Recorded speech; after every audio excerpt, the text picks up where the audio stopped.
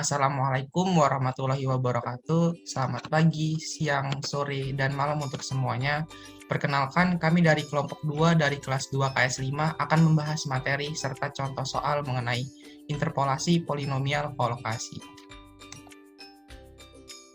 Sebelumnya, kami dari kelompok 2 akan memperkenalkan diri. Pertama, perkenalkan, nama saya Robi Awaludin Fajar, lalu ada Karina Cindy Rahmanto, dan Tiara Ayu Sihurina.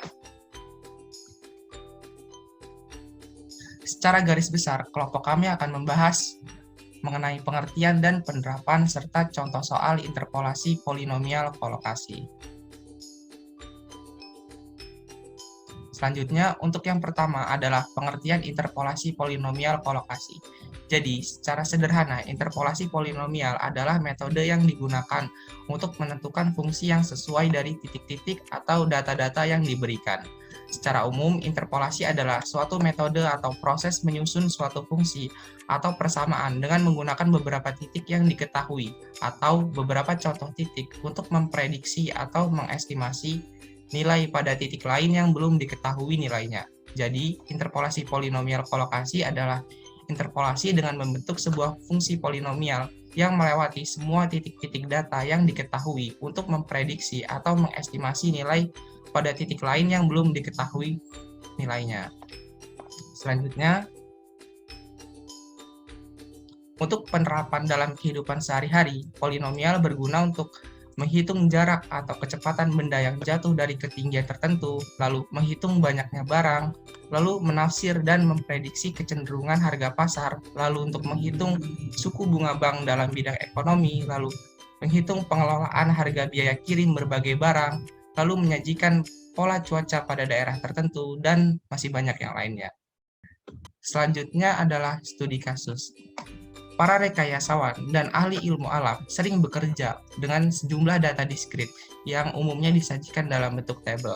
Data di dalam tabel mungkin diperoleh dari hasil pengamatan di lapangan, hasil pengukuran di laboratorium, atau tabel yang diambil dari buku-buku acuan. Sebagai ilustrasi, sebuah pengukuran fisika telah dilakukan untuk menentukan hubungan antara tegangan yang diberikan kepada baja tahan karat dan waktu yang diperlukan hingga baja tersebut patah. Berikut ini adalah 8 nilai tegangan yang berbeda dicobakan.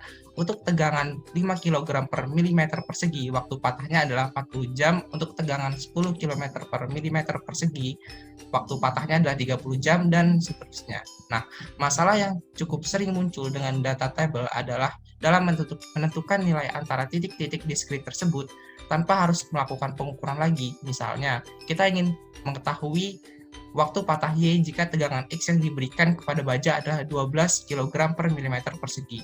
Masalah ini tidak bisa langsung dijawab karena fungsi yang menghubungkan peubah Y dengan peubah X ketika nilai X12 tidak diketahui. Nah, untuk mencari solusi dari permasalahan ini, kita bisa menerapkan metode interpolasi polinomial. Pada kesempatan kali ini, kelompok kami akan menggunakan interpolasi polinomial kolokasi. Nah, selanjutnya adalah pembahasan yang akan dibahas oleh rekan saya. Oke, jadi tadi kan yang ditanyakan adalah waktu patah Y ketika tegangan X yang diberikan kepada baja adalah 12 kg per mm persegi. Oke, jadi kita akan menghitung polinomial pertama dulu ya. Pertama, polinomial 0x itu sama dengan 40. Di sini udah diketahui ya. Lalu yang kedua, kita menghitung polinomial kedua dengan rumus P1x sama dengan P0x ditambah C kali X dan X0. Nah, pada kali ini P1x-nya sama dengan 30, kemudian kita substitusikan nilai X sama dengan 10, sehingga didapatkan nilai C sama dengan minus 2. Nah, dari nilai C ini, kita masukkan ke formula awal, jadilah P1x sama dengan 40 minus 2 kali X min 5. Caranya sama ya untuk polinomial ketiga, yaitu rumusnya adalah P2x sama dengan P1x ditambah C kali X minus X0 dikali X minus X1. Kita inputkan P2 X, di mana X sama dengan 15, itu sama dengan 25. Jadi, kita masukkan nilai X sama dengan 15 dan nilai Y-nya sama dengan 25. Sehingga ketemu nilai C sama dengan 1/10. Dari sini kita inputkan ke formula awal, bila P2X sama dengan 40 minus 2 kali X min 5 ditambah 1/10 kali X min 5 kali X min 10. Yang polinomial keempat, jadi P3X sama dengan P2X tambah C kali X min X0 sampai kali X min X2. Sama kayak tadi, kita inputkan X sama dengan 20 dan Y-nya sama dengan 40 supaya yang di tabel ini. Nah, dari sini kita hitung dan ketemu nilai C sama dengan 1/50. Dan dari nilai C ini kita inputkan ke formula awal, yaitu P3X sama dengan P2X, di mana P2X tambah C kali X min X0, kali X minus X1 kali X minus X2, di mana P2X ini sama dengan 40 minus 2 kali X min 5, tambah 1/10 kali X min 5 kali X min 10. Kemudian kita tambahkan 1/50 kali X min 5, seterusnya sampai X min 15. Selanjutnya kita menghitung polinomial kelima. Nah, rumusnya adalah P4X sama P3X sama dengan P3X ditambah C kali X min X0 dikali X min X1 seterusnya sampai X minus X3. Kemudian kita substitusikan X sama dengan 25 dan Y-nya sama dengan 18. Dari sini kita ketemu nih nilai C-nya sama dengan minus 3/625. Nah, dari nilai C ini kita bisa masukkan nilai C ini ke formula awal, jadi seperti ini. P4X sama dengan 40 minus 2 kali X min 5 dan nah, kita udah ketahui nih, udah tahu nilai dari P4X, sekarang kita hitung P5X-nya alias polinomial ke-6. Kita hitung dengan formula yang ada di sini, kemudian kita inputkan X-nya sama dengan 30 dan Y-nya sama dengan 20 sesuai sama yang di tabel. Lalu setelah kita inputkan, kita hitung nih dan ketemu C sama dengan 49/93.750. Nah, setelah kita tahu nilai C-nya, kita masukkan ke formula awal. Jadi P5X sama dengan P4X tambah C kali X min 0 kali X min X1 dan seterusnya. Sehingga jadi P5X sama dengan 40 minus 2 kali X min 5 tambah 1/10 kali X min 5 dan seterusnya. Dengan nilai C sama dengan 49/93.750.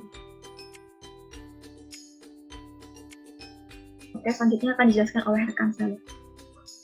Oke, selanjutnya itu polinomial ketujuh. Caranya masih sama dengan yang dijelaskan oleh teman saya. Jadi di sini kita menggunakan X-nya itu sama dengan 35 dan Y-nya sama dengan 22. Nah, untuk formulanya sama saja, cuman di akhirnya itu kita tinggal tambahin X min X5. Kemudian X-nya itu kita substitusiin 35 dan Y-nya itu nanti kita substitusiin 22 sehingga kita akan mendapatkan nilai C di sini yaitu adalah min 143/375,0000. Nah, jadi polinomial ketujuhnya itu adalah 40 min 2 kali X min 5 dan seterusnya sampai X-nya ini kita ganti dengan C yang kita dapetin barusan tadi yaitu min 143/375,0000. Oke, selanjutnya itu polinomial ke-8. Nah, polinomial ke-8 itu X-nya 40 dan Y-nya yaitu 15. Caranya masih sama dengan yang sebelumnya. Di formula di akhirnya itu kita kaliin X min X6. Jadi ketika X-nya itu 40, kita substitusiin ke sini dengan nilai P740 yaitu 15. Maka kita akan mendapatkan nilai C yang di sini yaitu 137 dibagi 65625000. Sehingga kita kembalikan ke formula awal akan mendapatkan P7X seperti ini, 40 min 2 kali X min 5 dan seterusnya. Dan C-nya di sini itu kita ganti dengan nilai C yang udah kita dapetin di sebelumnya yaitu 137 dibagi 65625000.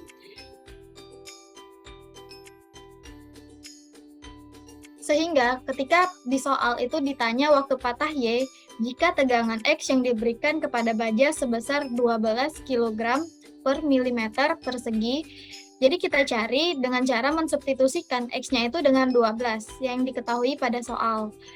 Nah, dengan fungsi formula ini, kita substitusiin X-nya itu sama dengan 12, sehingga kita mendapatkan waktu patah Y jika X-nya itu 12 adalah 15,89.